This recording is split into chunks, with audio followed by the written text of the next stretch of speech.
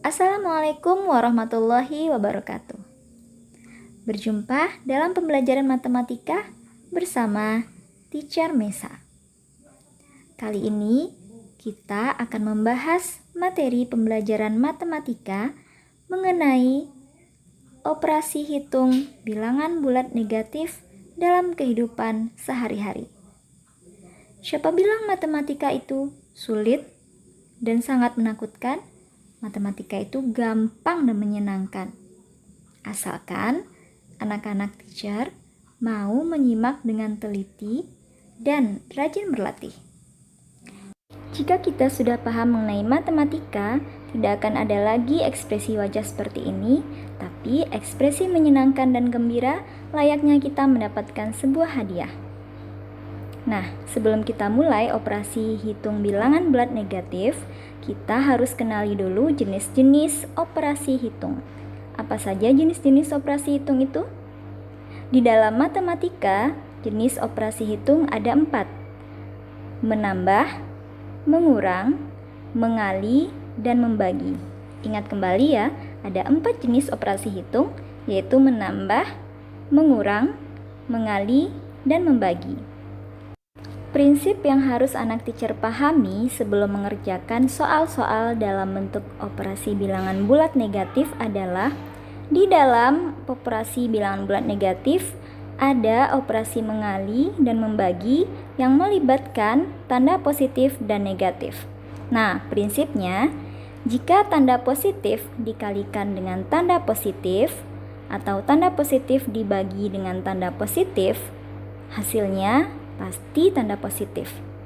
Kalau tanda negatif dikali atau dibagi dengan tanda negatif, maka hasilnya juga positif.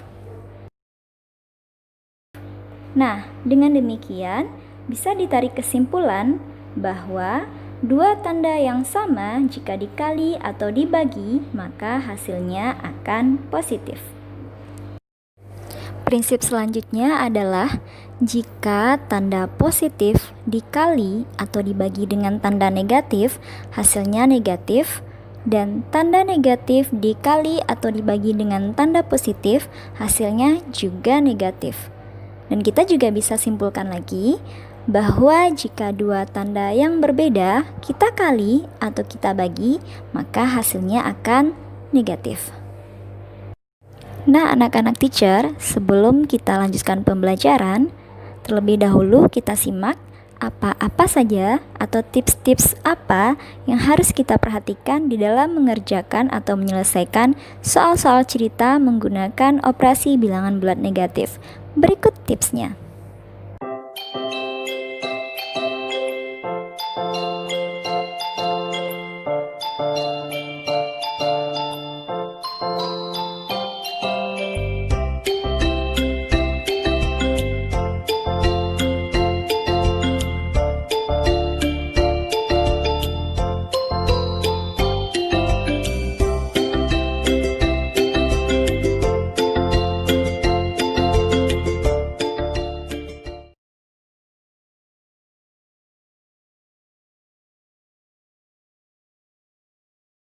Teacher akan membagikan 3 buah contoh soal.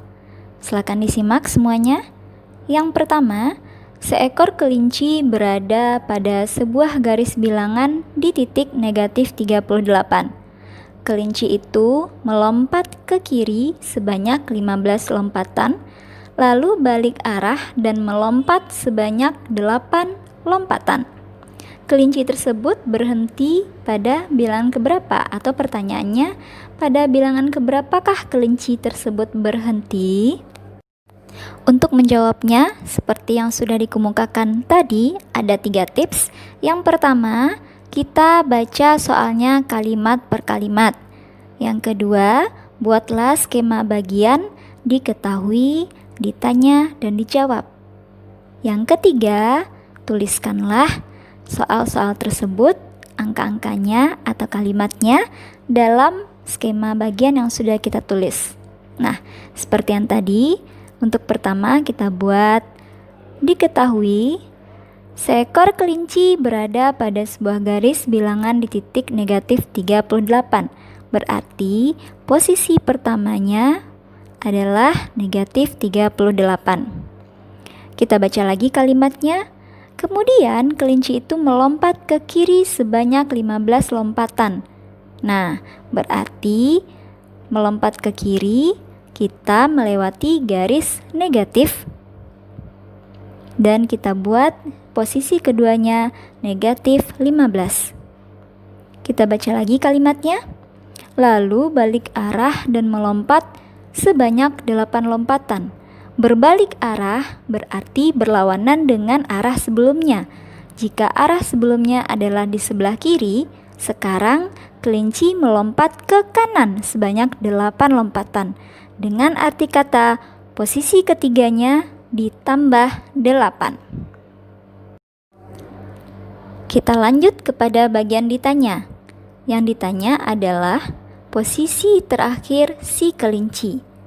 Nah, kita langsung ke bagian jawab. Pada garis bilangan tadi, arah ke kiri berarti bilangannya negatif, sedangkan ke kanan bilangannya positif. Jadi, kita bisa menulis kalimat matematikanya di jawaban negatif 38, posisi pertama si kelinci, ditambah, kenapa ditambah? Karena dia melompat kembali. Buka kurung negatif 15. Kenapa kita harus buka kurung? Karena setelah tanda tambah langsung bertemu dengan tanda negatif. Karena si kelinci tersebut bergerak ke kiri sebanyak 15 lompatan. Kemudian tutup kurung dan ditambah 8. Sama dengan, nah ini dia, negatif 38 ditambah buka kurung negatif 15 sama dengan negatif 53. Nah, positif bertemu dengan negatif sama halnya dengan prinsip sebelumnya tadi. Positif dikali dengan negatif hasilnya negatif. Maka negatif 38 dikurang 15 sama dengan negatif 53. Setelah itu baru ditambah dengan 8. Hasilnya negatif 45.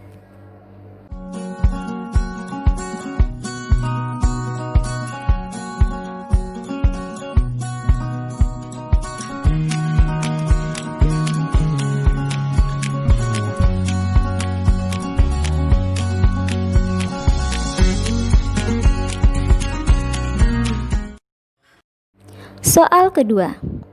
Ibu guru memberikan sebuah kuis dengan penilaian sebagai berikut. Nilai 5 untuk jawaban benar. Nah, kita langsung tulis di bagian diketahui nilai 5 atau jawaban benar nilainya 5. Kemudian kita lanjutkan kalimatnya. Negatif 1 untuk jawaban salah. Kita buat diketahui jawaban yang salah sama dengan negatif 1 dan 0 untuk soal yang tidak dijawab. Kita tulis di sana soal yang tidak dijawab sama dengan 0. Kemudian kita baca lagi kalimat berikutnya. Dari 20 soal yang diberikan, nah kita buat di sana soal yang diberikan sama dengan 20. Andy dapat menjawab 15 soal dengan benar. Kita tulis lagi, soal jawaban benar yang dijawab Andy sama dengan 15. Dan 2 soal tidak dijawab. Berarti kalau 2 soal tidak dijawab, 15 soal dijawab dengan benar. Ada sisa 3 soal lagi yang berarti dijawab salah oleh Andy. Nah, 3 soal dijawab salah oleh Andy dan 2 soal tidak dijawab. Di bagian ditanya, kita tulis nilai Andy berapa. Nah, jawabannya Andy dapat menjawab soal 15 buah dengan benar dan 2 soal tidak dijawab. Tadi sudah dijelaskan berarti 3 soalnya yang salah. Berarti nilai Andy sama dengan, kita buka kurung terlebih dahulu untuk mengelompokkan mana jawaban yang benar, salah, dan tidak dijawab.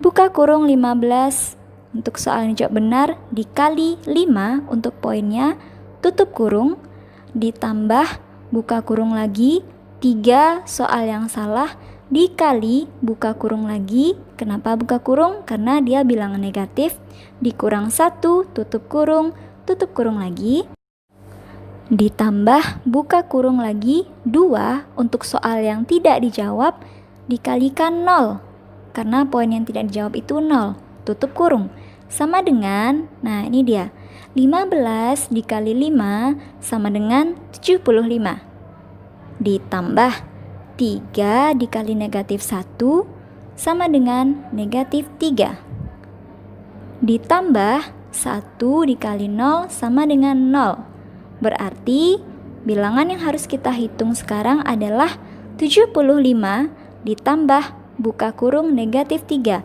Kenapa selalu dibuka kurung? Karena dia adalah bilangan negatif. Untuk lebih memudahkan kita menghitung, kita beri kurung. Kemudian ditambah 0.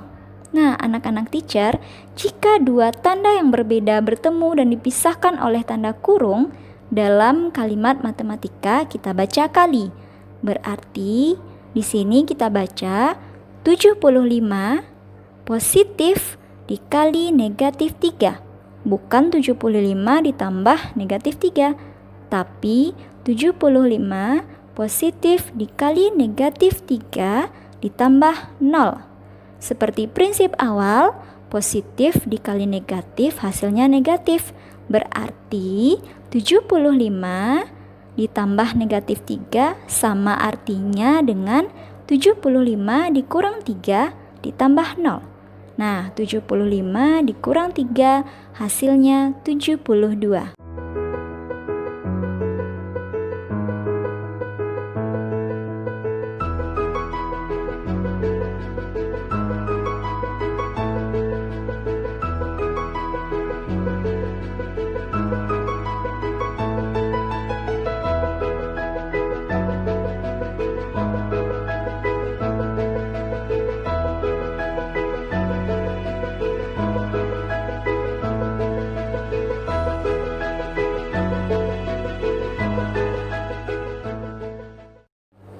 Soal ketiga. Mula-mula, suhu sebuah es batu di dalam lemari es adalah negatif 6 derajat Celcius. Berarti diketahui suhu awal negatif 6 derajat Celcius. Setelah dikeluarkan dari lemari es, suhu es batu tersebut naik 2 derajat Celcius setiap 3 menit.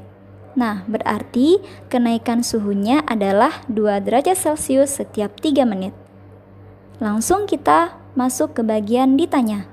Berapa derajat Celcius suhu es batu tersebut setelah 15 menit? Nah, yang akan kita tulis yang ditanyanya adalah suhu terakhir atau suhu setelah 15 menit. Jawab. Kita jawab terlebih dahulu kenaikan suhunya. Kenaikan suhu setelah 15 menit adalah 15 menit dibagi 3 menit sama dengan 5 menit. Karena setiap 1 menit naik 2 derajat Celcius, berarti 5 menit dikali 2 derajat Celcius. Hasilnya 10 derajat Celcius. Nah, jadi suhu es batu setelah 15 menit kita tulis di bagian jawab sama dengan negatif 6 derajat Celcius atau suhu awal ditambah 10 derajat Celcius atau kenaikan suhunya tadi sama dengan 4 derajat Celcius. Nah, anak-anak teacher, terima kasih sudah menyimak videonya. Setelah ini, semoga anak-anak teacher bisa mengerjakan tugas yang diberikan dengan baik dan sesuai dengan petunjuk yang sudah diberikan. Jumpa lagi dengan pembelajaran-pembelajaran yang lainnya. Assalamualaikum warahmatullahi wabarakatuh.